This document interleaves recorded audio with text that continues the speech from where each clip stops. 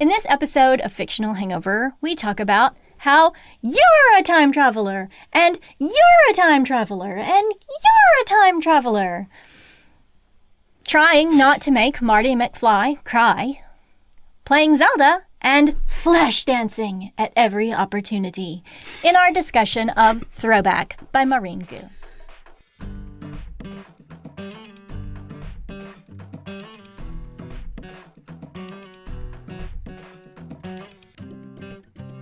Hey everybody, welcome to Fictional Hangover, a podcast about books that is full of spoilers. Every week we discuss a different book in way too much juicy detail. I'm Amanda. And I'm Claire, and today we're going to discuss Throwback by Maurene Goo. Standard disclaimer! If you haven't read this book, please remember that Fictional Hangover is all about spoilers. If you haven't read or listened and don't want to be spoiled, stop listening to us and go read or listen to the book. Then come back. If you haven't done this but want to pretend that you have, or if you don't care about spoilers, or if you just like the show so much that you don't care about any of that, then listen up. Yay. I had to go fast. We had to go fast with that one, because this book is about time travel. So you gotta be fast. You went so fast. Really, we should use a standard disclaimer from an older episode and then pretend that we went back in time to go and get it. You're right. Mr. Trick. Well, you know what? I haven't edited it yet. So who knows what's going to happen. True. That is who true. Knows? And do you know what other time travel trick you can do? What? Background information. Yes, the background information. That is exactly what everyone needs to do, actually. Because in a time long, long ago and far, far away, we talked to Maurene Goo before this book came out. And I want to say she was one of the first when we started doing the New and Indies, but they weren't even called New and Indies then. No. They weren't even called that. And we just did it a couple of times, like on accident. But we did that, Claire, get your barf bag ready, in April 2023. Oh, no. Oh, what? Oh, no. Gross. Oh, I don't like that. No. Oh, what is time? What is time? Stop. Oh, I don't like that. Oh. Yeah, so everyone needs to go and listen to that. I don't even know if it has the same, pattern of just typing in the web address. Now I need to look. Because they all the New and Indie Spotlights have the same, code, so you can type it in. Yeah. I don't think... Ooh, no! Ooh! Oh, now you're going to fall. Mini Maurene audio. That's cute. Why is it they called that though? But mini Maurene. Was it like a mini bonus? It was. It was a special mini bonus. Oh, there you go. You can find it at, if you type in on your browser, bit.ly/ capital F, capital H, Mini Maurene audio. And you can also watch this one, apparently.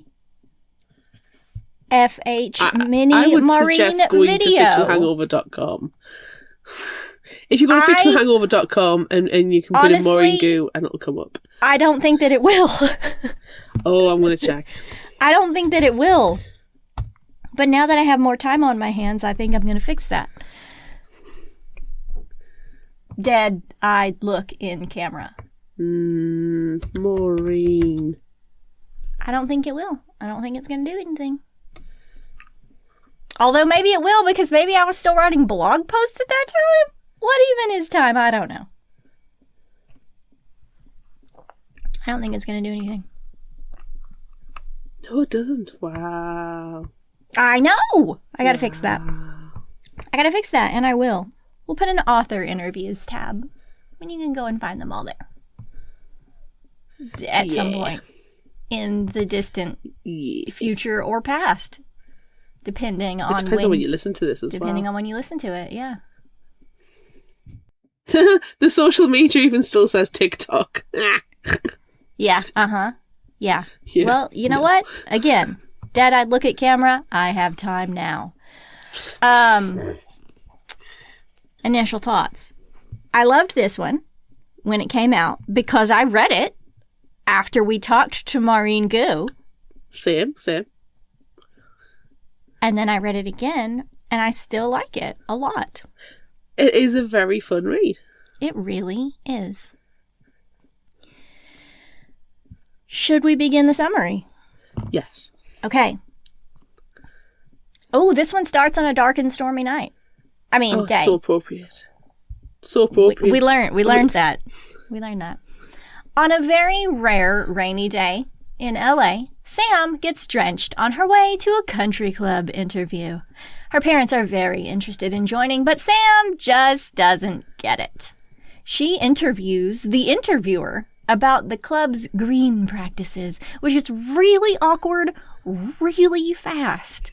And her mom, Priscilla, is obviously put off. Later, back at home, Sam's Aunt Grace comes over. Grace is 11 years younger than Priscilla, so Sam gets along with her better. Grace also doesn't get the country club thing, but remembers Priscilla's teenage best friend having her sweet 16 there.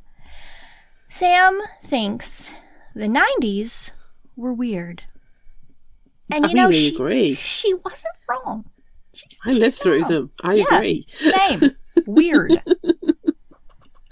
At school the next day, Sam realises it's pyjama day because homecoming is soon. But, who actually cares about homecoming and dress-up days? Look, I would not wear my pyjamas to school. That is just a hard pass. I hate that pajama day is always a day that people, have when they have dress-up days. Give me the weird sock day. Give me hat day. Give me decades day, time travel. These are all things that exist in the homecoming realm. But I hate pajama day. I am not a pajama in public kind of person. Everything you've just said makes no sense to me.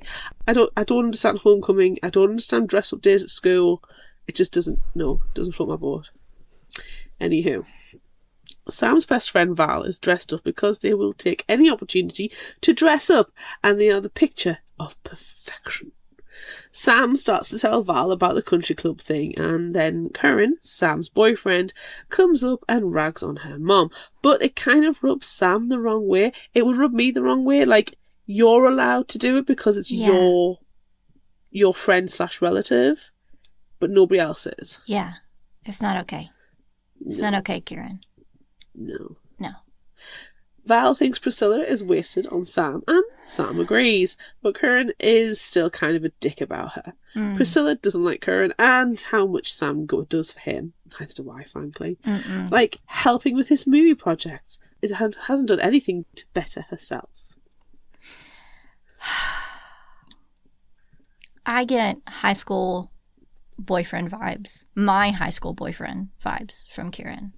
Because I also had to help my high school boyfriend with his weird video projects. But that included going around town and begging people for money. And that was gross. And then nothing even came of it, and he just kept all the money. That's horrible. It's gross.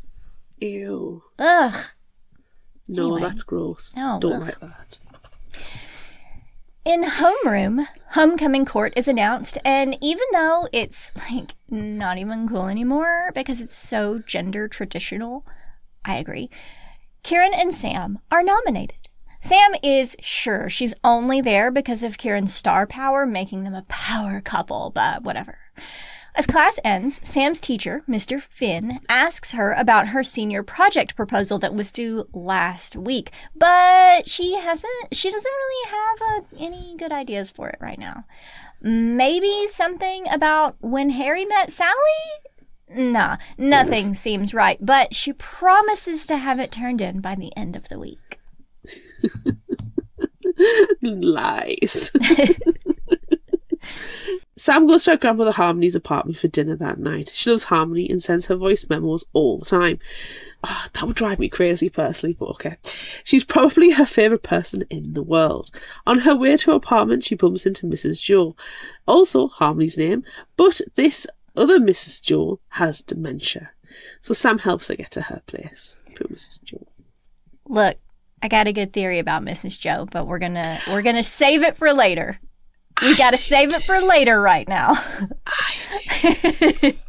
Based on other books we have read this month, I have a theory about Mrs. Joe. At Harmony's, while Sam's there eating the traditional Korean food that her mom never cooks, she and her grandmother start to talk about homecoming. But then Priscilla drops off from some groceries, not even realizing that her daughter is there. Harmony asks Sam about homecoming, and she has to admit that she was nominated for the court. Priscilla is ecstatic about it because she wanted so badly to be queen when she was in high school. But then she drops it because she knows Sam doesn't care about the same things she cares about. When they leave, Sam tells her mom that she will participate in homecoming because it clearly means a lot to her, but Sam's not very excited about it. The next day, Sam is helping her with his video project like she always does and is getting annoyed by it. Maybe she's starting to realise that her mom is right about her always helping her with his project to get into college and not doing anything for herself. Ugh. He also calls her Boo. No. Which is triggering. No. And horrible and annoying. Triggered. Stop it. So hopefully she realises that, too. Just get rid of her. Stop. Unfortunately, Priscilla texts and tells Sam that Harmony is in the hospital. No. She rushes us there immediately to find Harmony had a heart attack and is in a coma and isn't doing well. No. Aunt Grace comes by too and is also very worried, but Priscilla sends everyone home because there's nothing anyone can do right now. Sam really wants to stay though. No. The next morning, it's raining again, and Sam's car won't start. She asks her mom for a ride, but instead of going to school, Priscilla drives them to the mall to go shopping for Sam's homecoming dress. She's clearly trying to connect with her daughter, but Sam is so upset over Harmony that she tells her mom that there are more important things to be worried about. The fight escalates and ends with Sam getting out of the car in the pouring rain, telling her mom that she hates her. Priscilla tells Sam to find her own way to school and drives off. Which, you know what? We're going to clap at that one. Sam's dad is at work and Val is already at school overachieving, so she decides to text Curran. But he's too busy getting donuts to even care about anything Sam is going through. Dump him. Hate him. Time for a rideshare app. Sam downloads one with billions of good reviews called Throwback Rides, and only 5 minutes later, a car arrives. It's an old beat-up hatchback driven by a weird-looking lady called Marge, who asks Sam what's going on because she's not looking so hot. Is she having trouble with a boy, a girl, a pet, a new superpower she hasn't figured out yet? No. But she did tell her mom she hates her. Marge asks if Sam would take it back if she could, and she says no, she wouldn't, because she's a petulant child. Inserted that comment. She just wishes that her mom was different and understood her. Do you know, I like Marge. I love Marge. I do not like Sam right now. I don't like Sam right now either. But do you have a new superpower that you haven't figured out yet? Like, that's an amazing question to ask someone. I want to know how often has that happened for her to ask this question, or is she just hopeful that one day it will? Maybe she's hopeful. We don't know. We don't know much about Marge.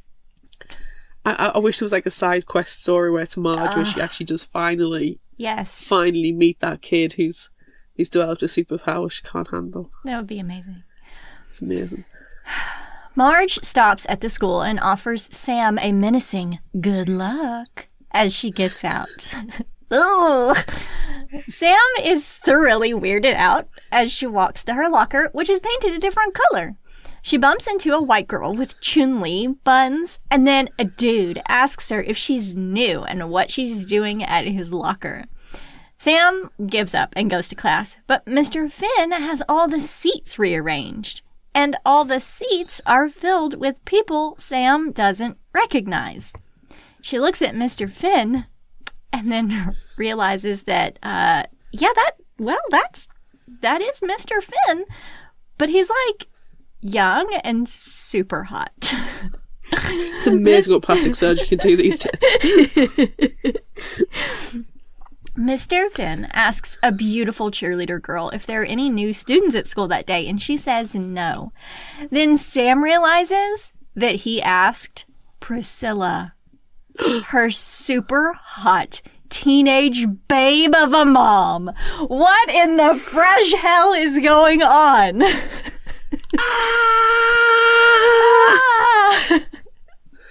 This is where you turn the camera and Sam Beckett style go, oh boy. Oh. Sam has to get out of there and figure out what is going on. She looks at her phone to see a message from Throwback that they hope she finds what she's looking for and to keep her phone with her because that's her only connection to her ride. Did the rideshare send her back in time? I love the quote. I love the quote at this time. Did the timeshare send me back in motherfucking time in all capital letters? It's so perfect. She tries to use other apps to text Val to call 911, but obviously nothing works because she's travelled back in time and smartphones don't exist yet. Oh, no. Oh. After freaking out a little, which is understandable, yes, Sam realizes she must have been sent back in time for a reason, but surely not to, like, stop 9/11 or the pandemic or anything. Maybe it has something to do with Harmony. She finds a bus stop and heads to Harmony's apartment. Riding the bus is not something that she has ever done before now, but how else is she supposed to get around in the 90s? On the way, a pushy grandpa type guy sees her phone and asks her what it is. She straight up tells him that it's a phone and that she's from the future, and he just goes along with it and wishes her well. That's because he's a time traveler. He's also a time traveler. So many time travelers. When Sam gets to Harmony's assisted living apartments, she realises that she doesn't live there yet because time travel. Duh. As she starts to freak out, Mrs. Joe tells the receptionist that Sam is her granddaughter and escorts her to her apartment for lunch. Does she already have dementia? She must. She serves a delicious meal. Mrs. Joe asks who Sam is, but still takes care of her anyway. She insists that she stay with her instead of a hotel because obviously she needs help and is not where she's supposed to be. Pointed look to Amanda. Sam reluctantly agrees, not wanting to take advantage of the sweet woman, but then asks to borrow her car. I don't want to take advantage she can't of you. legally drive yet because she's not even, like, conceived. Sam drives Mrs. Cho's car to Harmony's dry cleaners, remembering that that's where she would be in the 90s. She goes in, asking for a job, but there are no openings. Priscilla comes in then, and it's a little awkward for Sam to be talking to her super hot teenage mom and calling her by her actual name, but they discuss not seeing each other at school after homeroom, and the conversation feels normal. Priscilla and Harmony bicker then about Priscilla working for free and being a cheerleader instead of playing sports that would help her college applications, and it sounds so familiar to Sam. Talk then turns to homecoming and Sam offers to help Priscilla win, goading her about the actual person that did since she knows the future and all. Sam tells Priscilla that she has experience with winning homecoming, lies, and that she can help. Priscilla and Harmony keep bickering, and then Sam remembers her mom saying that her relationship with her mom fell apart around this time, so now Sam knows what to do. She's got to stop that from happening, so she's got to help Priscilla win homecoming. I am pleased that Sam realizes that maybe this is what she has to fix. Now, she's fixing the homecoming part of it, not the relationship part of it, but she still recognizes that it's a problem. Yes.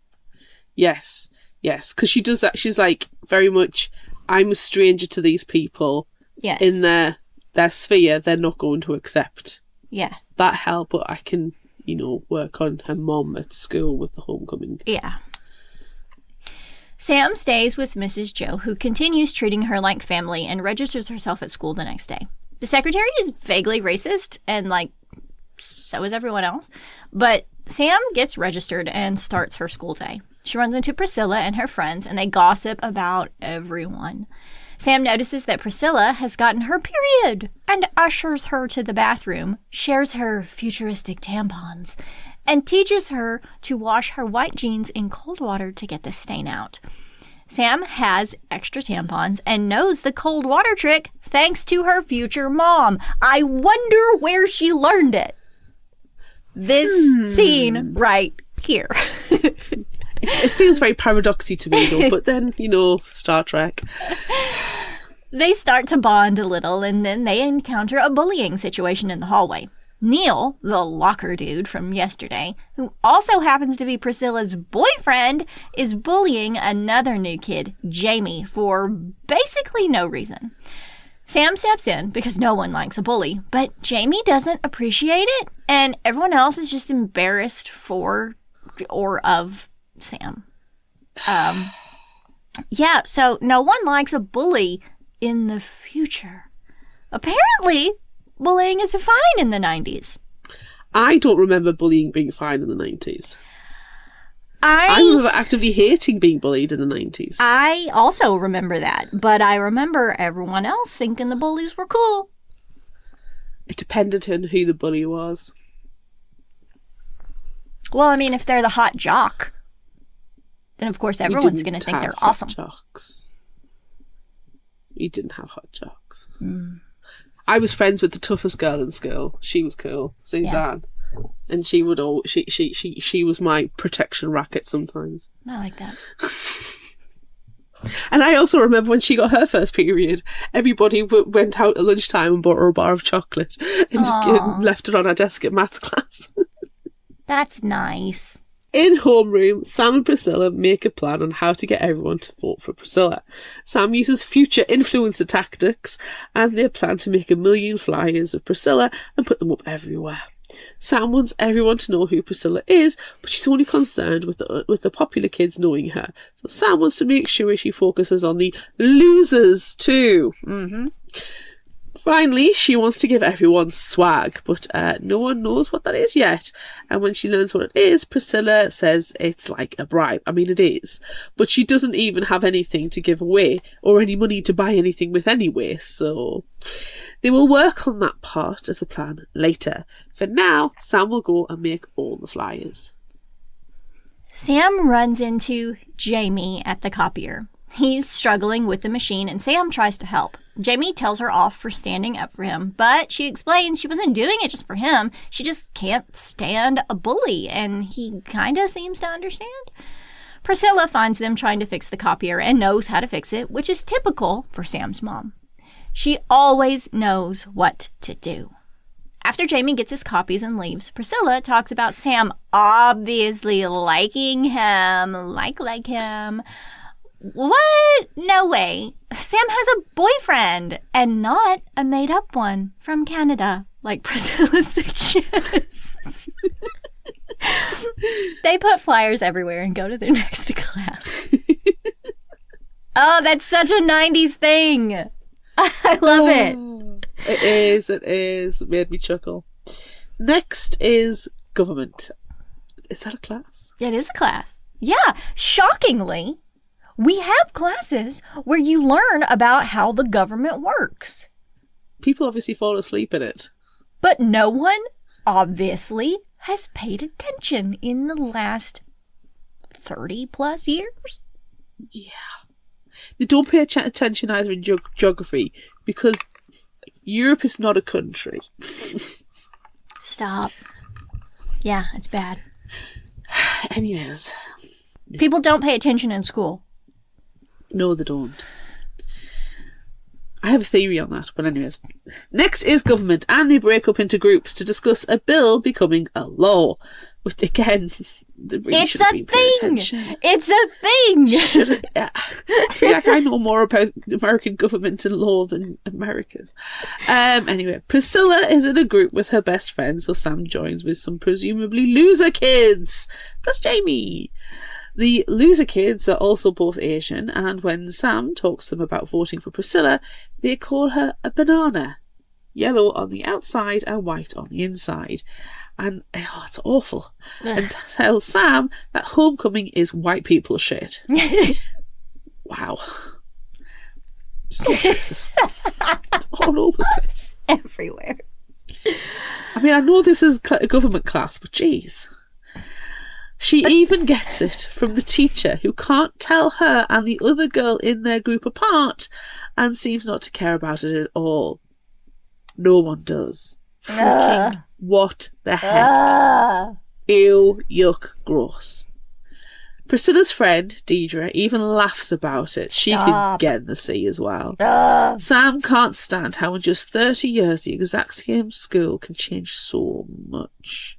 In the future, they have gender-neutral bathrooms and drag shows at lunch. That sounds awesome. Sam tries to persuade the losers to vote anyway. At the end of class, she and Jamie pair up for a project. I wish we had drag shows at lunchtime. Me too. It would be great. Even if it's just on the TV. I wish we had TVs at school. At lunch, Sam is on her own, and she scans the lunch crowd. She sees that Priscilla is the only POC at a table with white kids. All the others clustered into their own groups. And then there are other groups of white kids too, like the jocks and the goths, just like in Mean Girls. She visits with a group of gamers playing Zelda on their Game Boys. Sorry, I just love it so much. And a group of goths talking about horror movies. And seamlessly blends Priscilla into their groups, but it's really her awesome future self fitting in everywhere. After this, still during lunch, Sam gathers lots of magazines for 90s research and sits alone reading. You know, the 90s research is going to be getting is like Cosmo quizzes on do you do this and do you do that and how to get a boyfriend and stuff. It's going to be absolute trash. It's going to be amazing. Don't. It's going to be amazing. Jamie approaches her and they talk about college and current events and are generally cuties with each other until Jamie gets hit in the head by a laughing football bro. This one is a friend though. It's Teddy, and Jamie excuses himself. The next day is Saturday, and Sam and Priscilla plan to meet up to work on homecoming posters. But instead of doing it at Priscilla's like they planned, Priscilla has to go help out at the dry cleaners and watch her little sister Grace. Sam is shocked at seeing little girl Grace, but offers to help out. So they go to the dry cleaners. Sam really hopes to get to spend time with Priscilla and Harmony together, but that doesn't work out so well because Harmony has to leave to deal with vendors. Sam helps Grace with her homework, and the girls make posters, and then Priscilla has to help an old sexist Korean lady. When Harmony returns, Sam offers to help out there after school, and so Harmony hires her, taking some of the pressure off Priscilla. On Sunday, Sam goes to church with Mrs. Joe and sees Priscilla, Harmony and Grace there too. She makes Priscilla help out the two banana kids from class with a volunteer project they are working on, and they seem to become friends. They have lunch and Bible study, and even though church is not a thing that Priscilla or Sam do in the future, Sam appreciates it anyway.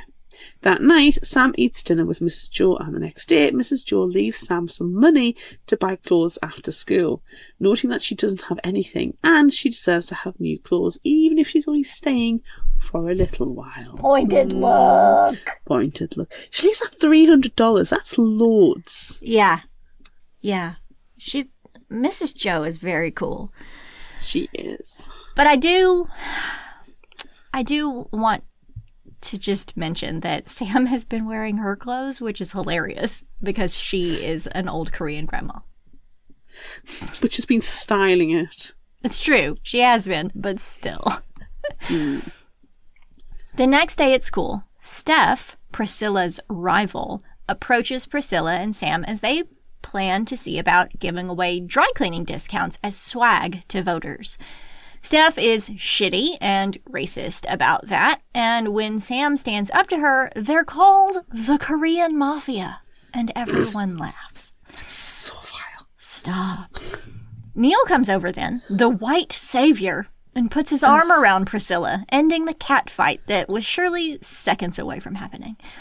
Steph just said she was coming over to remind Priscilla about the homecoming brunch at the country club later that week.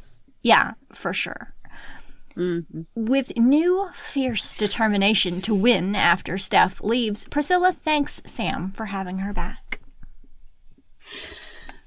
After school, Sam works with Harmony at the dry cleaners, and Harmony shares about her late husband, Priscilla and Grace's dad, who died 4 years previously. It's a tender moment.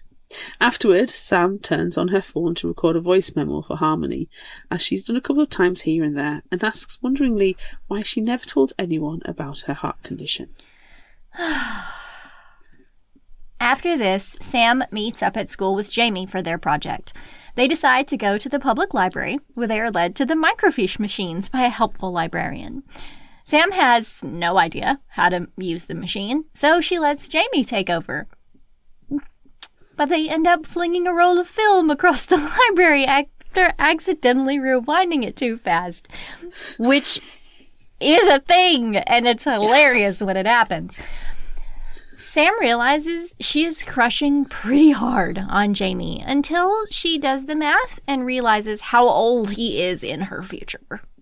Oh, gross. But you know what? In current times, it wouldn't surprise me if there was that age gap, because it's getting disgusting. Stop. Ew. The next, I'm not at all saying that's a good thing. It's not. It's a bad thing. No. Date closer to your age, or at least 10 years. Ugh. The next day, with 4 more days until homecoming, Sam comes across one of Priscilla's posters, but it's defaced, so she takes it down quickly.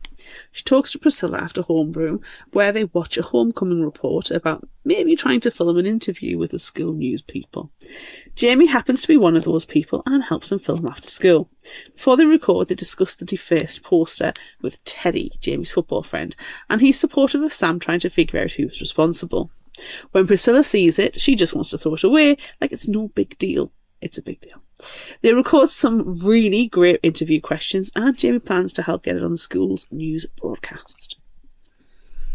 Priscilla takes Sam shopping at the mall after they film, and they have a great time.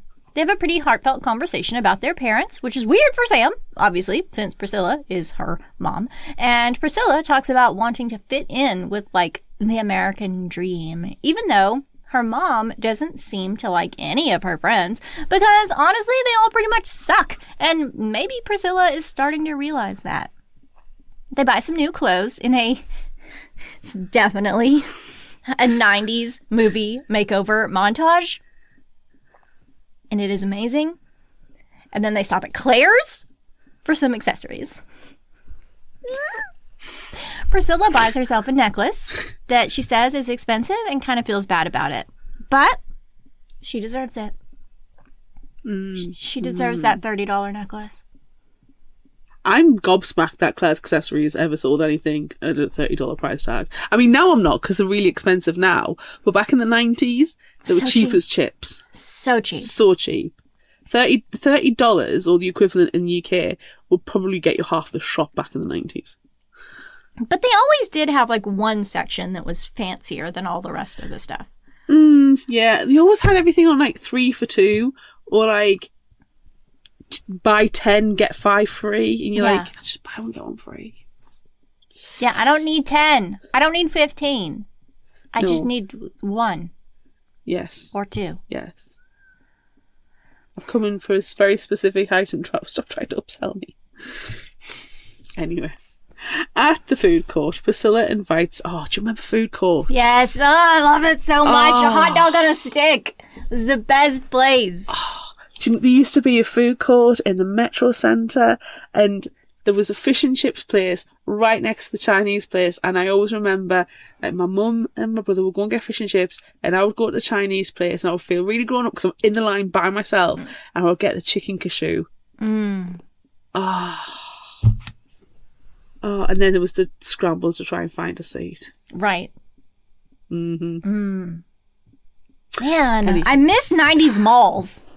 Oh, let's go to the mall. Yeah. At the food court, reminiscing, Priscilla invites Sam to go to the homecoming brunch with her, and then they talk about the dance. Priscilla is obviously going with Neil, and Sam proudly says she's going solo, which leads to a huge discussion about Jamie and Karen and how Sam is in high school. So it's okay for feelings to change and, to want to date someone new. You don't have to stick with that person. Sam is really enjoying this connection and actually being friends with her mom. This is the turning point. This is where things start to turn and Sam becomes a lot less annoying. Yeah. Because until at this point, I just wanted to slap Sam. I mean, she deserved several slaps along the way. She did. She did. The next day, 3 days until homecoming, the school news plays the interview with Priscilla. And instead of it going well, it backfires. Yeah. People even start rumors about what Priscilla might have done to get that airtime. And it's gross. At lunch, when Sam almost beats a guy up, Jamie stops her from making things worse. And then they see that Steph is giving away free ice cream, which was just like their dry cleaning idea. Ugh. Bitch. Sometimes you gotta slap a bitch. Sometimes and you I'm gotta seeing slap one giving a away bitch. ice cream. Slap her. Yeah. Ugh. Anyway, let's get from one gross situation into another. No. The homecoming brunch at the country club. It's freaking painful. All of the rest of the homecoming cohort are there with their families, but obviously Harmony couldn't come because she's working. There's weird racist pity for that, so they can fuck off about that one. And the fact that Priscilla's dad died. That really... It was bad. Steph's father compliments Harmony's tiny Korean hands doing such delicate work with his pants at the dry cleaners, making Sam rage. Oh my god. She has every right to slap him at this stage as well. Slap everybody. Everybody's a bitch. Slap all the bitches. But wait, it gets worse. No! They start a slideshow of the court with baby pictures. Priscilla told the presenter previously that she didn't have any baby pictures because they were in storage after her dad died, but the presenter told everyone that they were left behind in Korea. No. So much rage. As they leave, the presenter invites Steph's family to try and join and tries to offer Priscilla a job. No! Rage. Burning flames. The side of my face. Yes. Rage. After this, Priscilla decides to give away the dry cleaning coupons, no longer worried about what people think of her and her mom. Sam has dinner at Priscilla's that night and mentions to Harmony that Priscilla is running for homecoming. She has to explain that it's not about grades, but about popularity, which upsets Harmony, who thinks if Priscilla spent as much time worrying about her family as she does her popularity, their lives would be better. Sam, who normally feels such a connection to Harmony, actually takes Priscilla's side this time. She records a voice memo later, worrying about everything. It's really gross. It's really gross. Don't put that on a kid. No. It's not on a That's kid hard. to worry about the family. No. And I'm really glad that Sam saw that. She needs to see that Harmony is not this faultless being. Yet. She's a grandma, though. There's a difference between being a mum and a grandma. That's and true. She gets grandma rights with Sam. And we're going to get into a bit more. Yeah. She's got grandma rights with Sam. But she's Priscilla's mum. But she's also putting unfair pressure It's so hard. on to Priscilla. It's not right. No. After dinner, Priscilla and Sam go to Priscilla's room and make a plan for Priscilla to write an apology to share in the newspaper about the news clip. Then talk changes to what Sam is going to wear to the dance. Priscilla offers her a dress and makes her try it on. When Sam is about to leave, she sees 3 jars of money on the desk, and one of them has Samantha written on it. What? Is that for moi? For me? I love that she actually thinks that. What? What is this jar? Sam, get over yourself.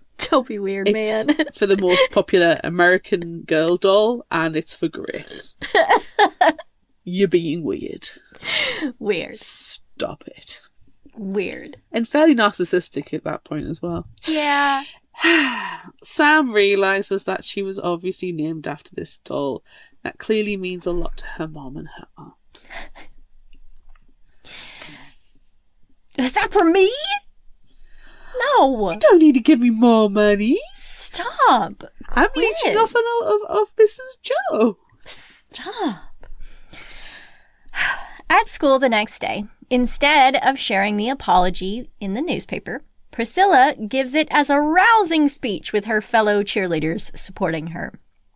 Jamie is there too and asks Sam if she wrote it, which, yes.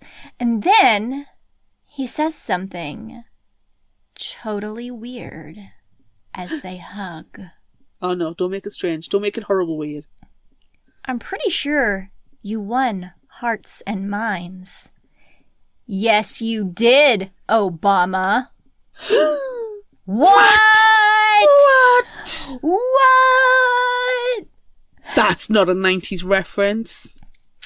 After awkwardly trying to make up something really unbelievable about Barack Obama to cover up his mistake, Sam stops Jamie. They are both from the future. So maybe he's not creepy and old after all. Yay! He made an Obama reference. What year were you born? I need to work this out. I need to do math. Priscilla comes over then and invites Sam to help decorate the homecoming parade float and pass out the dry cleaning flyers. And so this revelation is put on hold. That is until Sam sees Jamie jumping the school fence and running away. Sam steals the float truck, obviously, pretending that it's got a pedal stuck. Oh no! Oh no! I'm driving and drives away. after him. It's ridiculous. Between this time and after the dry cleaning coupons are passed out, and when they meet up again after school, Jamie skipping football practice, they tell each other everything. Jamie is from 2023. Oh. So he's only 2 years older than Sam. That's acceptable. We don't mind that. Yeah, it's not creepy. It's fine. He thinks he's there to help Teddy, who is actually his uncle. Oh. Teddy apparently really takes a hard turn after losing this homecoming game and starts drinking. He and his buddies end up killing a couple in a drunken car accident, and Teddy is never the same again. During this conversation, Sam realizes she's very attracted to Jamie and pictures dumping water on herself, Flashdance style, several times, and then just going Flashdance, Flashdance, Flashdance to herself. She tells Jamie about Kieran, though. So, even though she's flash dancing about him, she's still trying to do the right thing with her present future boyfriend. And Jamie is really decent about the whole thing. Sam explains her story and maybe starts to realize that helping her mom win homecoming isn't all about Priscilla being a different person after it's all over, but about herself being different too? Oh, yes. Go with that, Sam. Go with life that. Lessons. Oh, we needed that. She'd already started to improve, but we needed this good dose. Yes, we needed this flash dance. Yes. Of epiphany. Yes. Flash dance.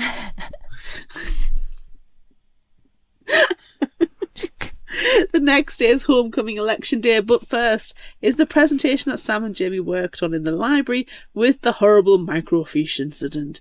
Oh, come on, it was a flirty microfiche incident, which also now makes so much sense. Neither of them know how to work a microfiche. The presentation is awesome and mentions some ways the students can help combat climate change, which Jamie and Sam sneakily throw in to help with a future that they both know.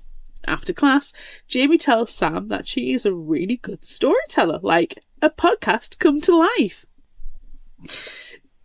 And she thinks about her future and college. Maybe now she has an idea about what she would like to do. Podcasting. It doesn't make any money. No. Waffle House. Help. Future Priscilla would probably be pleased. Not in the podcasting, she wouldn't, because there's no money in it. No. Especially when Sam realises she felt good about working on her own project for once with a supportive partner. Unlike, when she has to help Curran. I argue she does all the work for Curran. Yes. Unfortunately, Priscilla grabs Sam after this, telling her, "We're screwed!" Oh no. No. Oh no. The principal wants to disqualify Priscilla for bribing the students with dry cleaner coupons. Excuse me, say what? She and Sam try explaining that they are not a bribe, but an incentive. Like, they won't even work unless Priscilla wins, but he seems set.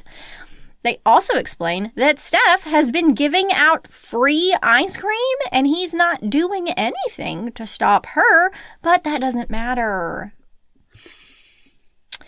He's so racist. Priscilla apologizes and says she'll tell everyone that the coupons aren't valid. He tells her he will make his decision soon. Priscilla leaves Sam after this, clearly upset. Then Sam sees Steph going into the principal's office. She also sees Jamie, but he's short with her. Apparently, Teddy got drunk with the bros after practice the night before, the one he skipped, to be with her. He's got to stay focused on his mission. Sam is bummed, but understands. Oh, yes, you've got to understand in this situation. Yeah, gotta understand. Who would want to be stuck in the 90s without Wi-Fi? Actually, I might not mind it. But you still want to use the internet. That's true. But the 90s internet's trash. 90s so internet is don't not need to. good. No. Insert dial-up sound here. Oh.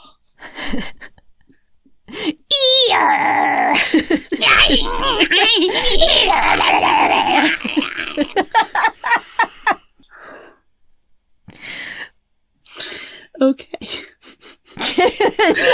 I've just got images of, in this episode of Fictional Hangover, we discuss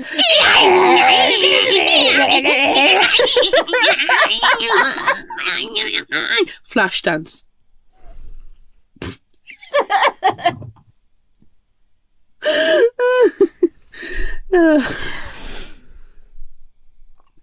Where was I? When Steph comes out of the principal's office, Sam confronts her about her sabotage attempt. Sam thought Steph was mad at her, but she's just really jealous of Priscilla and doesn't like her friends because they're mean to her. Sam agrees that Priscilla's friends are jerks, but Priscilla's not like them. She has to try to fit in with them too, and most of the time they're just as mean to her as they are to everyone else. They're not even helping her with homecoming. They are jerks. Steph realises all this is true, and together she and Sam go back to the principal to tell him she's okay with the coupons after all. Do you know what, Steph? Maybe you should try being friends with Priscilla. Yeah. And sack off the mean girl popular whatevers. Yeah. It's finally homecoming day. Sam spends the first bit of the day with Mrs. Joe. She wants to thank her for taking care of her the past week and lets her know she's leaving that night. They go to the Korean grocery store, Mrs. Joe's favorite place.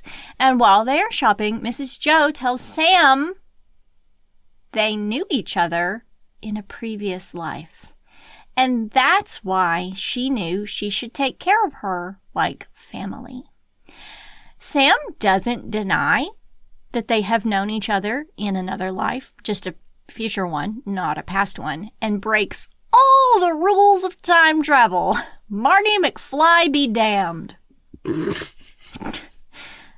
Sam tells Mrs. Joe several Korean groups to invest her money in the future, writing it down and begging her not to forget. I like that this is the first time in the summary that we have mentioned Marty McFly, but it is not the first time in the book that Marty McFly No, the whole exists. thing's pretty much an homage to Marty McFly. Yes, even like the dedication. Yes. It's a quote from Marty McFly. That afternoon before the football game, Sam helps Priscilla with finishing touches on her parade float, and they gaze They're being pervs. They're not being peevy. They're being pervy. They're staring at their butts and commenting on the positions of football players. It's kind of gross doing it with your mom, not gonna lie. Tight ends. Ew, what? I don't even know what that is. It's a football player. Oh, okay. With his tight butt. Suddenly, Sam switches topics and asks Priscilla about her dad. Wow, that is a cool flash dance. Yeah. Oof. Priscilla opens up about her dad dying and not wanting to ever go to a hospital again, even though she's grateful for what everyone did to help him in the end. They also talk about how Harmony felt about the whole thing. She was so sad there wasn't any room for Priscilla to be sad too, and that hits Sam hard. They switch back to gazing like little pervs again, and Priscilla asks if Sam has broken up with her ugly boyfriend yet, as she sees her looking longingly, pervilishly at Jamie. No, she hasn't. Because he's not in Canada, he's in the future. Yeah. It's kind of hard to do that. It's farther away. It's kind of a horrible thing about he's not actually born yet. Yeah, gross. She also hasn't asked Jamie to the homecoming dance, and she's not gonna. Not gonna do it. Nah. The homecoming game goes well and is maybe the only football game Sam has ever watched and or enjoyed. She yells and cheers and jeers so much that the crowd moves away from her, and there are very good quotes sprinkled throughout this section. At halftime, the game is tied. The homecoming court goes out onto the field in their floats, and Sam sees that all the girls have their fathers with them, which means Priscilla is alone. But not for long. Sam runs out and joins her mom. The principal makes a speech and invites everyone to the dance afterward, where they will announce the king and queen. Jamie, who has not even glanced Sam's way since Teddy nearly got kicked off the team for drinking, looks at Sam now with his hand over his heart. And it's pretty swoony. The game wraps up after this, and in a last-minute nail-biting play, Jamie passes to Teddy, who scores the winning touchdown. The crowd goes wild. Everyone rushes the field. And Sam runs straight to Jamie. As they hug, Jamie's cell phone goes off. It's Throwback Rides alerting Jamie that he's completed his mission and his ride will be there soon. He and Sam rush to the front of the school as the rideshare pulls up. Sam tells Jamie not to look for her in the future because everything will get messed up and that she will find him when she gets back. After this, Sam gets ready for the dance, alone, in the locker room. She has the dress she borrowed from Priscilla in her backpack, having been fully prepared all day to go straight back to the future after the homecoming queen announcement.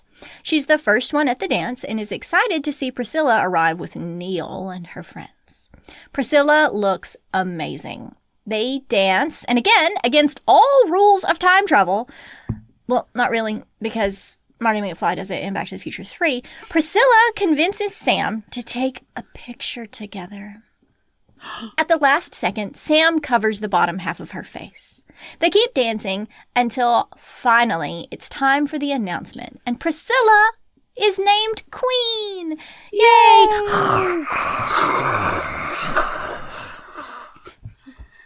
After congratulating her mom, Sam expects to get her notification from Marge just like Jamie did, so she goes to sit in front of the school. But then everyone starts piling out of the gym and the dance is over. Did she fail her mission? Priscilla comes out asking if Sam is ready to go to the after party at Deidre's and is exactly the same person as before. Maybe she did fail. Sam hangs out on her own at the after party and then there's a ruckus at the front door. Harmony has come for Priscilla and she's angry and this is mortifying. A lot of people laugh at her and Priscilla as they leave. Ugh.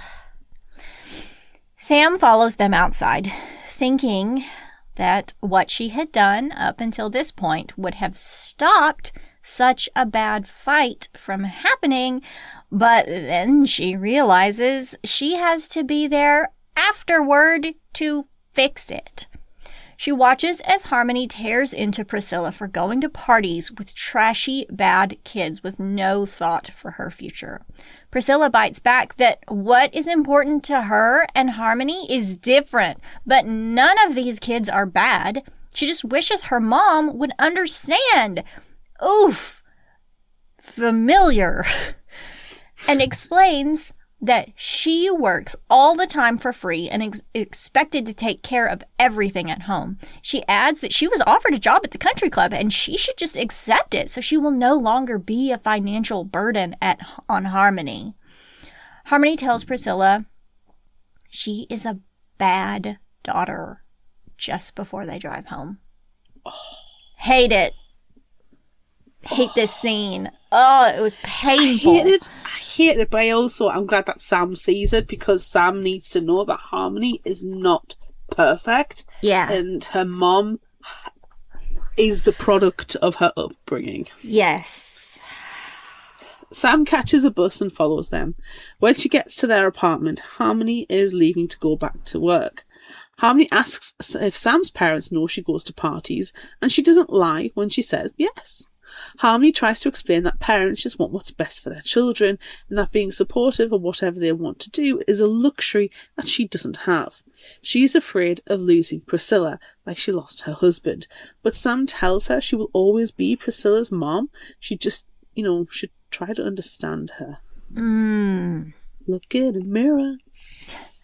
Sam checks on Priscilla and tells her that Harmony wants what's best for her, even if Harmony's best and Priscilla's best aren't the same thing.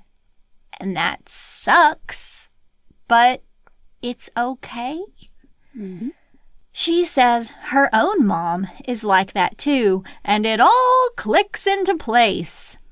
Sam realizes that traveling back in time helped her understand her mom more, but it also helped her understand herself more, and it also helped her understand Harmony more. And she knows that what's most important is that her mom loves her.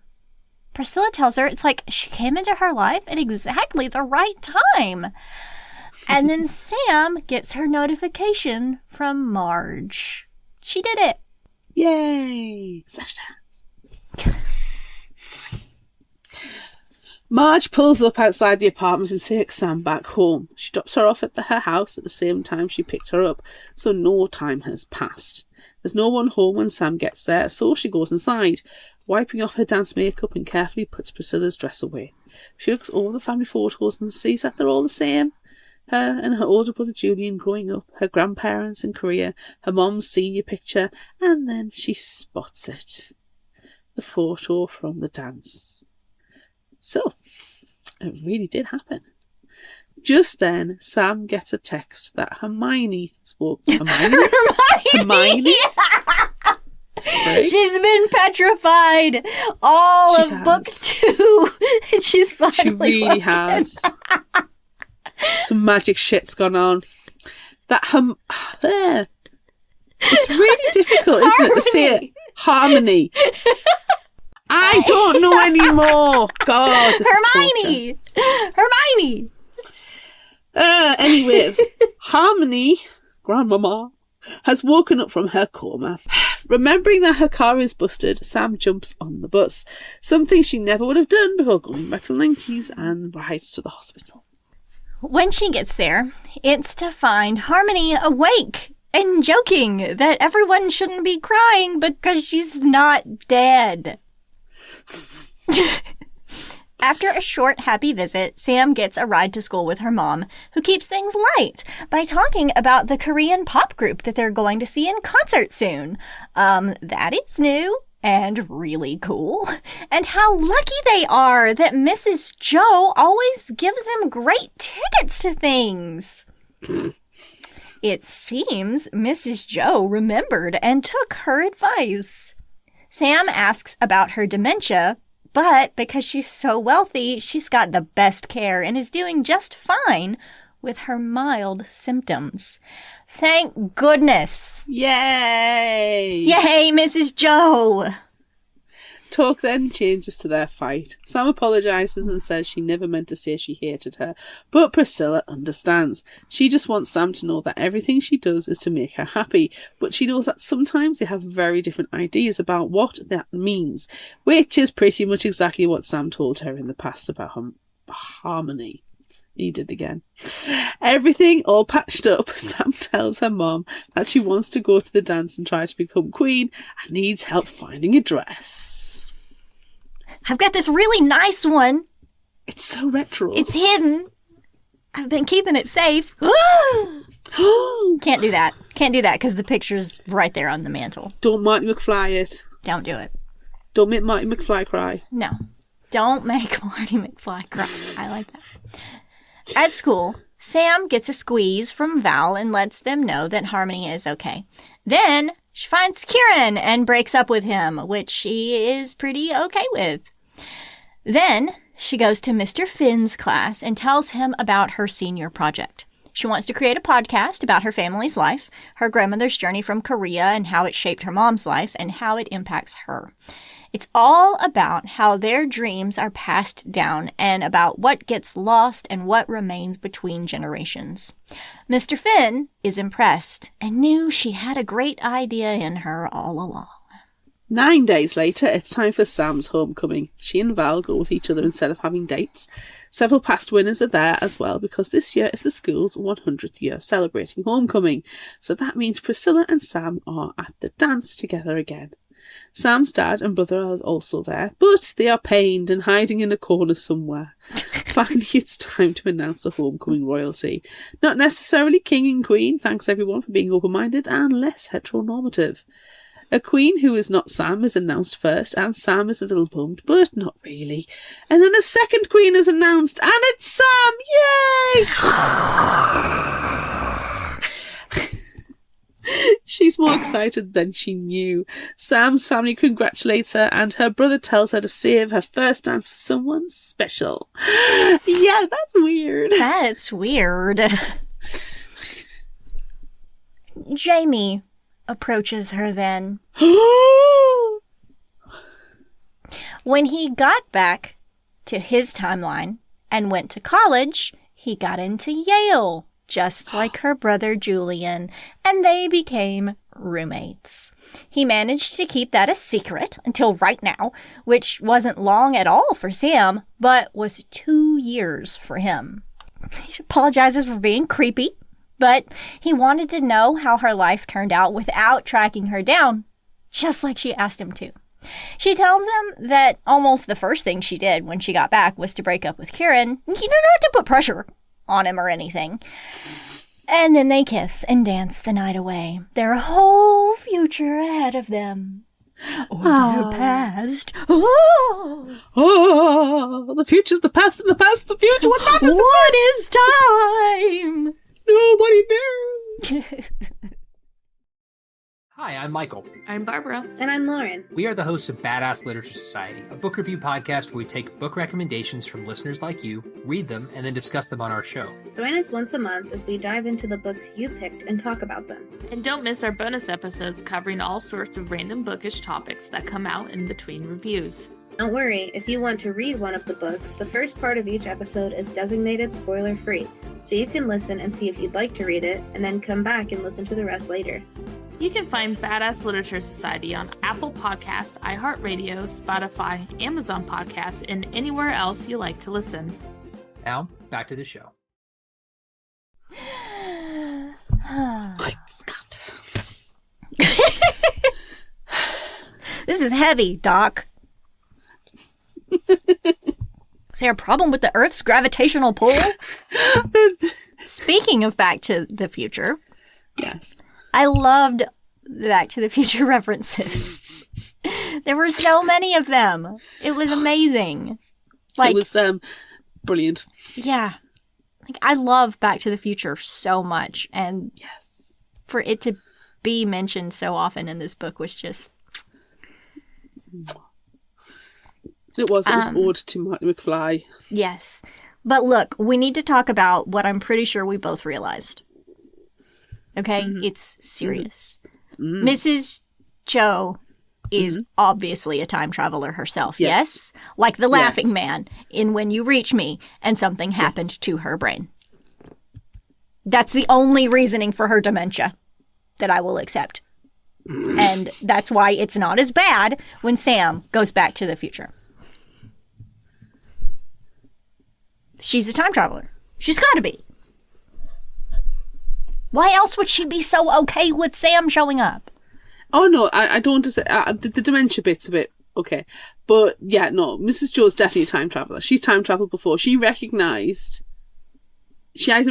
Sam from her own time travelling, or she recognises Sam misplaced again from her own experiences. Yeah. So she's either jumped to the future and met like Sam before. Yeah. Or she just recognises that Sam is completely out of she's place. out of time. Yeah. She is a person out of time. She's got to. Yes. She is a time traveler. Yes. Yes. Yeah. 100%. Would accept nothing else. Yeah. Because otherwise it's an awful... I mean, it's already an awful coincidence that you've got Jamie there at the same time. Yeah. So, like, this particular Throwback rides is prolific in the area, it seems to be. Yeah. You know, let's talk about Jamie for a second. My surprise is that the Obama name drop happened. Because, like, that wasn't... Or it was the thing that caught him out, you got caught by. I'm surprised that it happened, because that's... Like, Yes We Did was his 2012, like, slogan. And I feel like it's just not the right one. It could have been a better Obama quote. If you're going to get called out for an Obama quote, it would have been a better one. And then him saying Obama, like, I didn't like it. I wish that there had been another thing that happened for her to realize. That reveal could have been a better quote. Okay. I get it. But, like, love it that it happened. It's fine. Well, that's it. Because, I mean, the amount of times she said that about, you know, saying about, oh, yeah, I texted somebody and not being picked up on. You know, she only said it once. I wasn't keeping about her mom texting her brother. It was only one time. Yeah, and I can imagine there was a few other bits and pieces that, you know, I just didn't quite catch. Of dialogue that she said that was very now and not 90s. Yeah. But yeah, okay, I can appreciate that, definitely. Yeah. I can imagine it being difficult. It's like, well, what situation am I going to put them in? Like for Maurene Goo, like what situation am I going to put them in that I can do the reveal that Jamie is also a time traveller, is also a contemporary of Sam's. Yeah. that Yeah, she's going to I don't know what it pick up on. Yeah, I don't know what it could have been, but I don't know. Do you know what? Honestly, I'm surprised, given Sam's massive like thing on climate change and stuff. Mm-hmm. It's not like a Greta Thunberg reference. Yeah, could have been that. Yeah, it could have been. No, but I can get that. I can get that. There's a better way of, or better Obama quote. Yeah. I can get that. Yeah. My surprise, and it's kind of linked to some of the discussion that I think we'll need to have, is that Sam couldn't see her mom's relationship with her mom is going to be different to what she was going to have. Because a mother-grandparent, a granddaughter-grandparent relationship is very different from a mother-child relationship. Yeah. And it frustrated me. Like, I was very frustrated with Sam for a good 2/3 of the book, and it wasn't until things start to click and she realizes how her mum is not given any permission to be a teenager. Yeah, she's not allowed to be a kid. Her mum's having to be an adult and do adult things and being given adult responsibility, and is given no praise and no credit and no financial remuneration for what she's doing either. Yeah. And then to be called a bad daughter. Yeah, I know it's a cultural thing as well. Right. I appreciate that, and I can't comment on that because it's not my culture. Right. But it just feels really hard, especially when Priscilla's generation is born American. And therefore I can understand she wants to be Americanized. Yeah. And it's almost as if Grace is being given that opportunity that Priscilla's being denied. Yeah. Well, because there's a big age gap between the two of them. Oh, massive. Yeah. And Priscilla's taking so much of the responsibility of raising Grace. Yeah. And this is something as well that really annoys me about Sam. She doesn't appreciate that Priscilla's not just having to have been given all this pressure from her mom, and you know, I realise she idolises Harmony, and I've done it again. And she's allowed to because of the relationship that she has with her grandmother, and she's allowed to, and that's fine. Yeah. But when you go 2 + 2 = 4, because it's all in front of her, it's all there. All the signs are there. And also if you think that she needs to think about, well, Grace and Priscilla do have such a big age gap. Harmony was a single mum. Obviously, given the age difference and how old Priscilla was, she is going to have been roped in to being almost co-parent, if not full parent, to Grace at times. Yeah. And, you know, if a mum who's Korean American is so set on this country club, like, ask questions. Don't just come in and be dismissive. Say, why do you want to be a member of this country club? I need to understand why it's so important for you. Yeah. Because it doesn't make any sense to me. Ask questions. Well, at that time, though, Sam was a brat. Oh, God, she was awful. I wanted to slap her. And country clubs are, you know, a place where, like, the wealthy, trashy people go. So, like, the people that look down on everyone else. So, you know, you don't want your mom to be a part of that. But... No, but, right. But do it a different way. You know what? If Sam turned around and said to her mum, why do you want to be part of a country club? It's got quite a snobbish reputation. It's really bad for the environment. I just don't get it. It's not the type of place. You know, I appreciate you need me to be there. They need to see the family. But I don't want any part of it. I need to understand. And if Priscilla turned around and said, when I was your age, I had a really bad experience at this country club. And I want to go and rub it in their face. Out of revenge. If I was Sam at that point, I'd be like, I'm there for you. What do you need? Yeah. Like, do you want to go shopping for my outfit? Yes. And she would have come wearing a straw hat. Yes. And like the bigger the hat, the better. Yes. Yes. And it would have been one of those really ridiculous angles as well, where you Yes. can't quite see our face all the time. Yes. Should we go and for get our sure. hair done? Yes. Makeup, nails, Big, whatever. What do you need? huge hair. Yeah.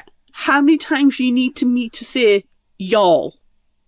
And would you like me to insert a bless your heart? I know this is California, not the South, but Right. It feels appropriate. It would go over well, I'm sure. Swear to God, if Priscilla had just said it's revenge, I think, Sam would have Beth. been. I right think there. Sam would have been, because, Yeah. Yeah. Yeah. Yeah.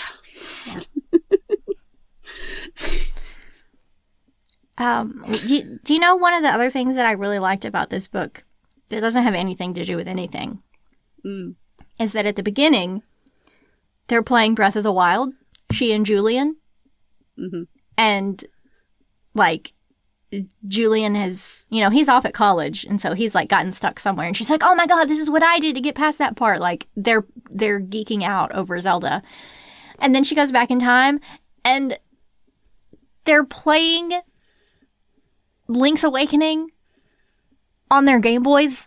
Like, yes. I love it so much. Look, I even put my little Link, one of my little Links, back here because it was important to me. I have so him. cute. I've played precisely 2 hours of Breath of the Wild. I can't. A good chunk of the Switch Link's Awakening. I've never played any of the Zelda. I was never allowed Game Boy or anything like that. I was a Zelda kid growing up for sure, but I can't. I was unable to play them past Twilight Princess, which makes me really sad because that one is beautiful and I love it, but I had trouble seeing it, and since then I haven't really played much of the 3D Zeldas, and that makes me really sad. I'll play the handheld ones. Has. I'll play the 2D ones. Has. Yeah. But I have not played Breath of the Wild or Breath of the Wild 2. No, not the second one, but my child's been digging into Zelda's. Yeah. He wants to play Majora's Mask. That's my favorite one! We've got a few on DS for him, and the DS ones are fun. I'm an enabler if he wants to do anything, if he wants to try these things, if he wants to be a gamer. And, I've said, if you want to be a gamer, you can't just be a mobile phone gamer, you've got to be a proper gamer. Yeah. So, yeah. Yeah. So I loved that. It's very I loved minimal Zelda. experience Zelda, but I do appreciate it. I love Zelda. I loved Back to the Future references. It was Clueless as well. I will say there was a bit of Clueless. Yes. It's like, oh, this is that click, and that's you can see them walking through the quad, and then describing the different clicks. Oh, and also Mean Girls. Like that part in the Mean Girls. cafeteria was definitely Mean Girls. Yes. And then, Yes. she said that she was surprised that one of the kids in the class didn't end her speech with saying, "There's no RSVP on the Statue of Liberty." It would have been so good. So many good references. It was a complete homage to the 90s. It makes me think that, I know that this is a YA book, but come on. It was not written for present day teens. It was written for us. It was written for us as teens, definitely. Do you know what though? That gave me a bit of a quandary actually. And I remember saying to Colin when I was rereading it, I mean, I don't remember feeling like this the first time round. I must have been giving it that much attention. Because it was a read for pleasure rather than read for podcast. And when it's a read for podcast, I give it a bit more of my brain. And it was again about how Sam's really annoying me. And I was like, I'm on the mom's side, but I'm on her side. It's like this really weird position. I am both mom and daughter. Yeah. So I can see both sides of it, and I'm like, it's weird. So I really appreciate that. So, but teenage me and now me and What is time? I feel like I'm in a paradox. You are. You are in a paradox. What else do we need to discuss? That Mrs. Joe's amazing and the best character? Yes. She was my favorite. She was. If we ever time travel, I hope we have a Mrs. Joe. Me too. And I'm glad that Jamie wasn't too creepy as well. Yes. And that there's only 2-year age difference. I mean, okay, little bit creepy. I'll tell you right now, he was checking out her social media. Yeah. He was stalking her on social media for sure. And every single time there was a FaceTime conversation with Julian, I tell you right now, he'll have been in the background going, yes. Having a flash dance. Yes. It's Sam. But I liked that he respected her, and also he wasn't a dick when they were back in the 90s, and she was like, well, actually, I have a boyfriend. Yeah, he didn't force. He's like, yeah, but that's then. We're in the 90s. And Nope. Didn't try. Yeah, wasn't. What happens in the 90s stays in the 90s. And I like the fact that Sam didn't hold it against him when he had that moment of being like, I'm here to help my uncle, and I spent time with you, and my uncle went and got drunk. Yeah. Because she understands, yeah, that is got to be your number one priority. Yeah. So I appreciate that Sam appreciated it. Yeah. And that, Jamie was also able to apologise, and it was, you communicate. I think that's the big thing. Yes. We love it when they communicate, and they communicated. Yeah. So it's nice. I hate that Jamie, though, had to be there for so long. Sam's there for a week, and he had been there, 6? Or 6 weeks, I think it was. 6 weeks? No, I thought it was months. I thought he was there, the beginning of the school year, at least. Oh, no, maybe. I don't know. I don't know when homecoming takes place. Is it before Christmas? Yeah, it's like an October thing. Yeah, so it was the beginning of the school year. So yeah, so he'd been there. I think he said he spent 6 weeks in the supply closet, and that's the thing. He's literally been living in a supply closet. As much as I can understand, Marge and them taking people back to help right the wrongs. You're literally sending kids into an unknown situation with no financial security or anywhere to live or anything. They've just got to work it out themselves. How many people have died? How many people have gone missing? How many people have died? Yeah. And died doing this. Yeah, because they weren't able to get back because their cell phones died. Because the cell phones died. Because they've died because they haven't been able to get basic needs like food or shelter. Yeah. Yeah, it sucks. Oh, I'm angry. I know. How Throwback Ride's got so many positive reviews. Because the people who died can't give reviews. They can't. Mm-mm. You can't give reviews if you die. You cannot give reviews if you're dead. So what everybody should do right now is go and give Fictional Hangover a 5-star review. Please do. Please do that. It's go to our home base. Go to Podbean. And give us some reviews. Follow us there. It will help things. Yeah. It does. Helps algorithm. Yeah. Anyway. Favorite final thought quote? Is that where we are now? Probably. What is time? What have you got? What is time? He threw his arms around me in the in that trash Edward Cullen where I loved. Oh my god. Because we have to get. Because we have to have a Twilight reference, and it was so good. It had to be Marty fucking McFly. It had to be. I had to be. Jeez, I couldn't tell if I was reassuring or depressing to know that the world had always been garbage. Always garbage. None of this made any freaking sense if anyone took 5 minutes to pay attention. I did appreciate that one. Because it's true. And I will leave you on this one. That's right, bitch. Feel bad. So much trash talk. I love it. Okay, I already kind of shared this one in the middle of the summary, but did the rideshare do this to me? Send me back in motherfucking time? So good. I also appreciated this one during the football game. I'm gonna murder you in your sleep, you shithead! And then all of the people around her go and slowly back away. Oh. It could have been creepy But I knew that if I had been in his position, I would have been equally creepy, if not creepier. Let's be honest. And finally, talking about it for the first time made me feel kind of like throwing up, actually. And I was breaking out into a cold sweat. Is this what people felt like when they shared their ideas with the world? Fucking awful. It's so good. This book is so good. So funny. I love it. All right. Would you rather? Pew, pew, pew, pew, pew. Oh, no. Yes, you had the same thought.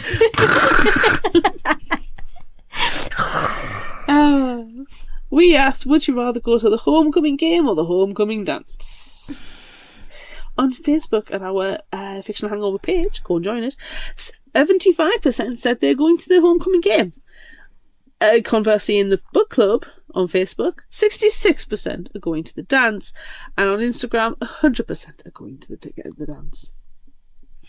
Emily said, I would like to go to a homecoming dance so I can dress up and dance with my husband and friends. That's nice. Claire says, I'm not a massive sports fan, so give me music any day.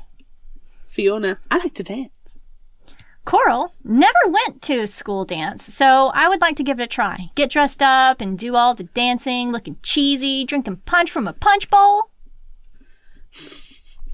Brie sung like an off-key Whitney Houston. I wanna dance with somebody. I wanna feel the heat with somebody. I wanna dance with somebody. With somebody who loves me. I'm sorry for singing. I cannot sing. Somebody, ooh. Somebody, ooh.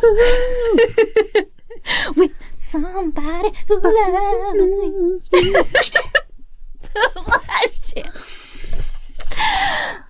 Glam Jen says, I'm at home tying my shoes, adding the finishing touches to my perfect outfit. What is it? Full Marie Antoinette gown with the huge panniers at the hips. I don't even fit through the door. The dance is in full swing when I arrive and start handing out kittens. That's right, the panniers are full of kittens. Why are they full of kittens? Is this a common occurrence at homecoming? That was me handing out kittens. Oh.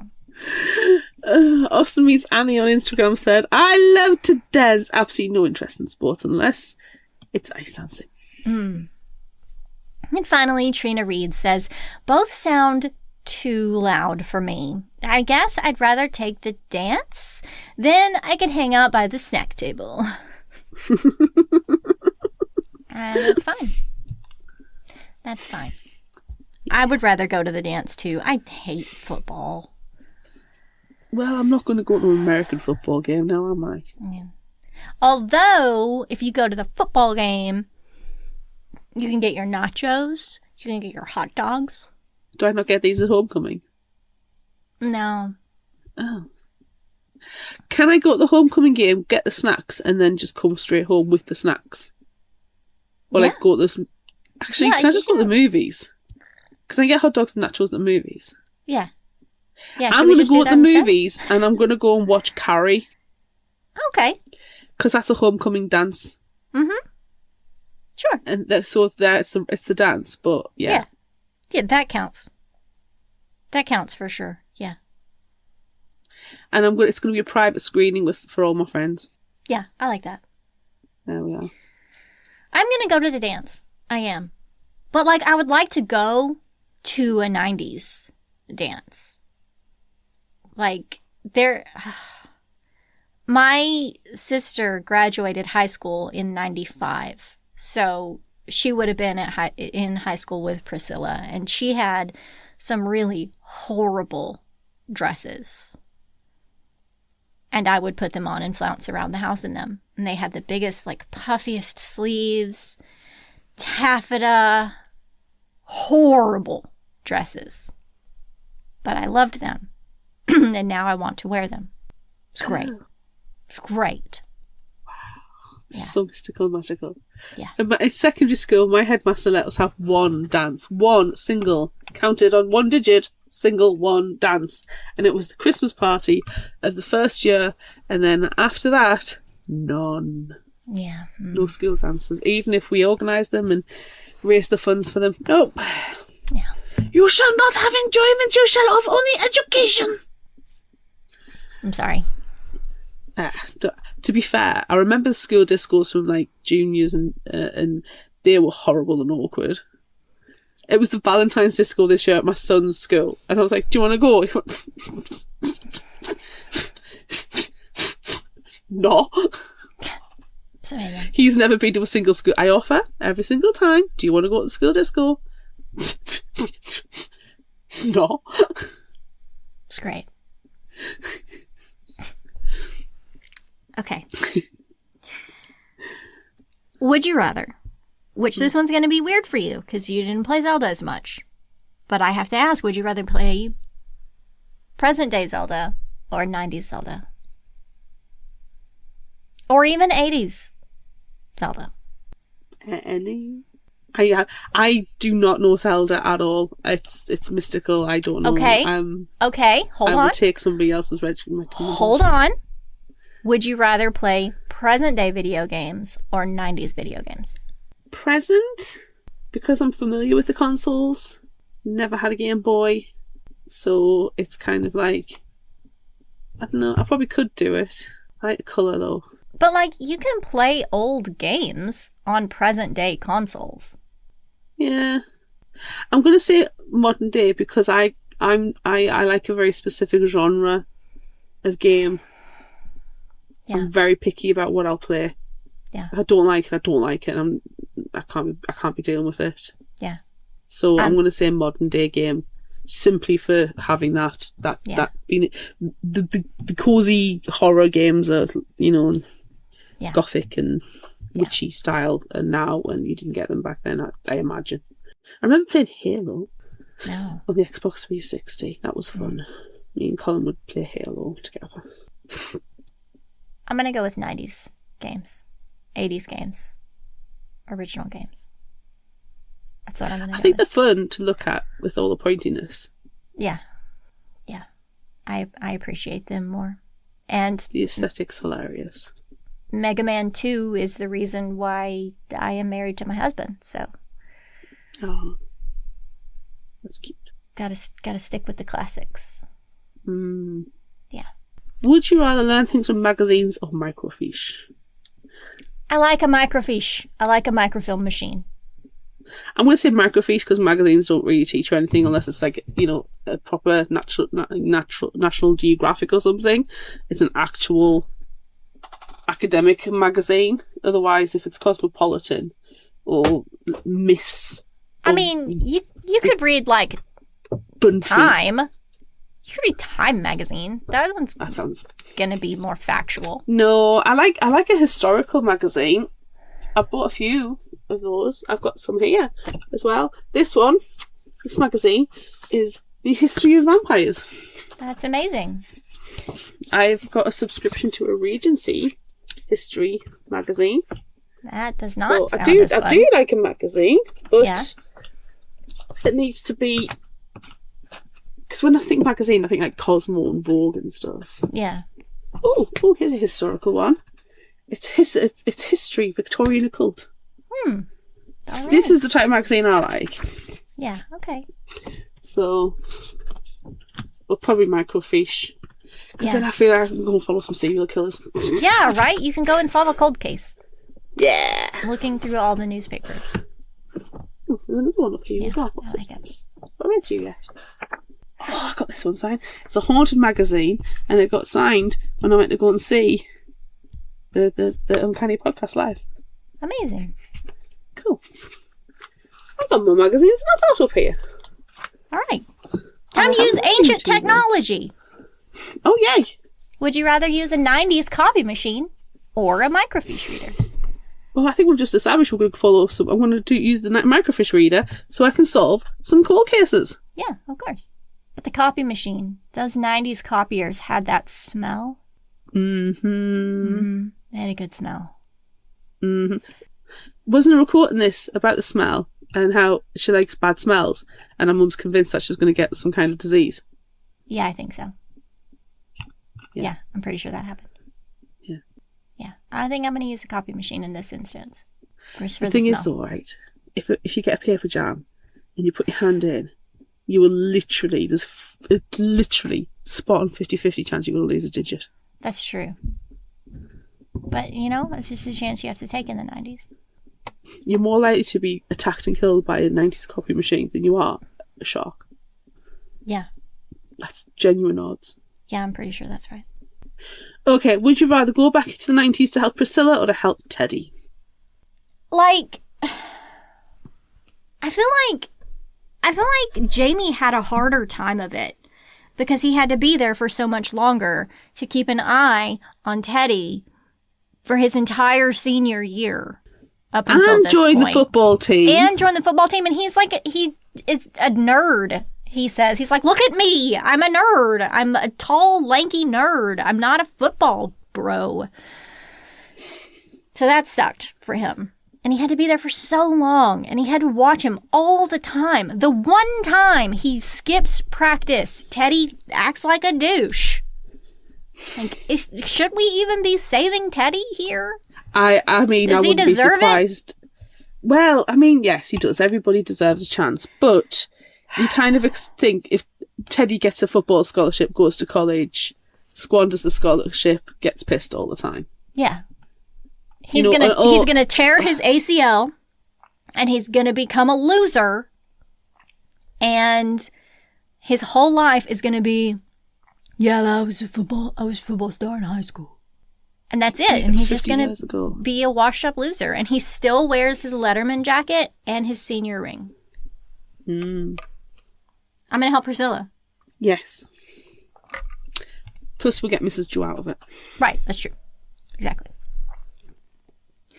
Okay, if you liked this, try this. What are you going to suggest? I did some research into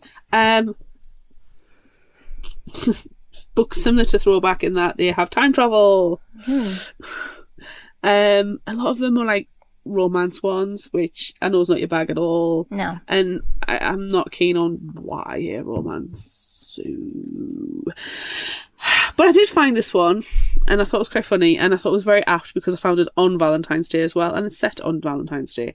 It's called The Do-Over by Lynn Painter, and there's some good reads. After living through a dumpster fire over Valentine's Day, Emile Hornby escapes to her grandmother's house for some comfort and a consolation pint of Ben and Jerry's. She passes out on the couch, but when she wakes up, she's back home in her own bed, and it's Valentine's Day all over again. Oh, no. And the next day, another nightmare V-Day. Ah. Emily is stuck in some sort of time loop nightmare that she can't wake up from as she rewatches her boyfriend, Josh, cheat on her day after day. No. In addition to Josh's reoccurring infidelity, Emily can't get away from the enigmatic Nick, who she keeps running into, sometimes literally in unfortunate ways. How many days can one girl passively watch her life go up in flames? I would burn it down, love. And when something good starts to come out of these terrible days, a literal fire we can hope, what happens when the universe stops doling out do-overs? So I'm literally hoping that Josh gets set on fire.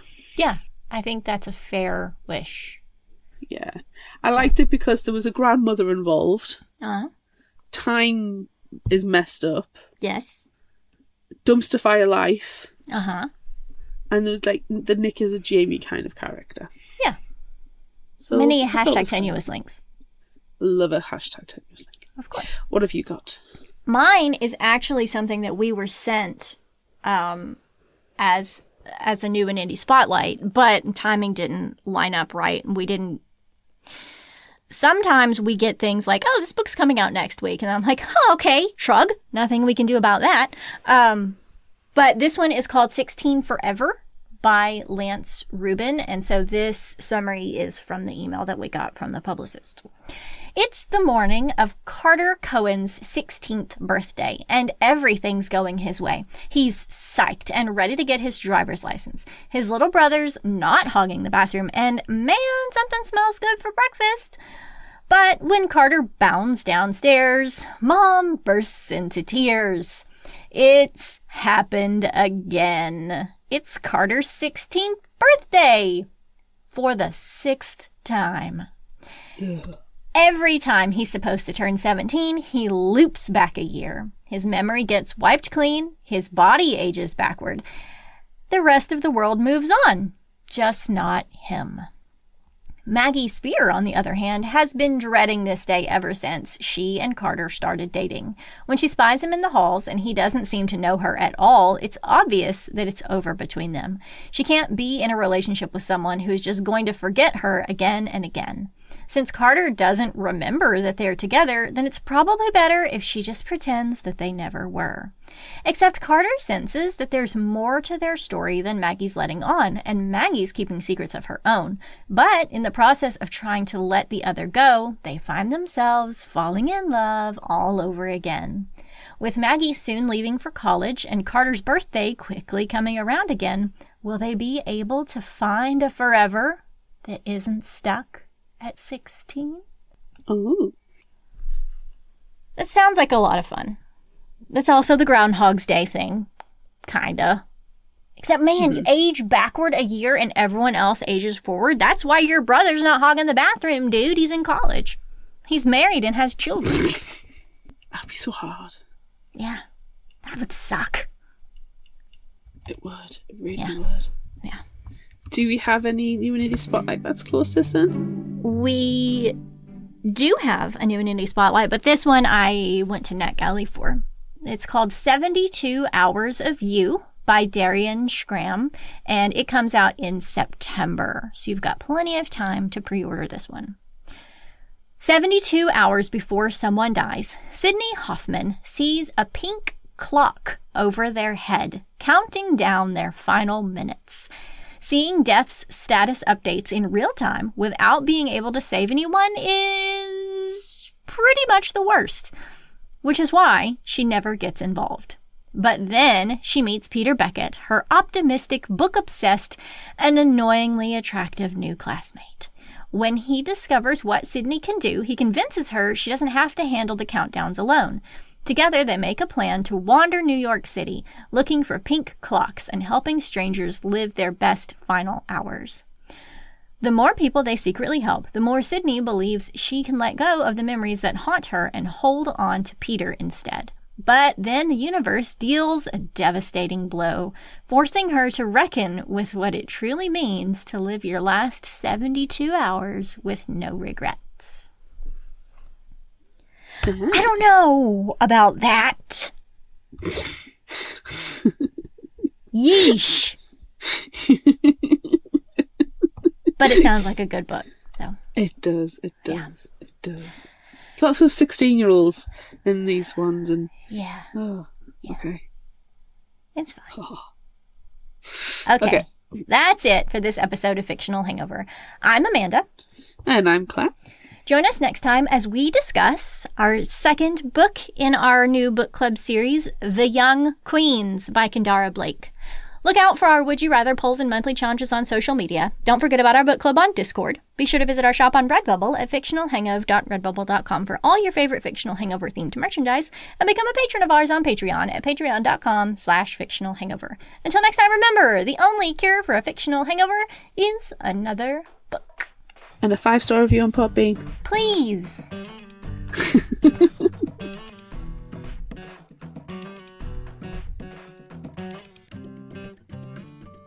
You can find us at fictionalhangover.com and follow us on all social media at Fictional Hangover.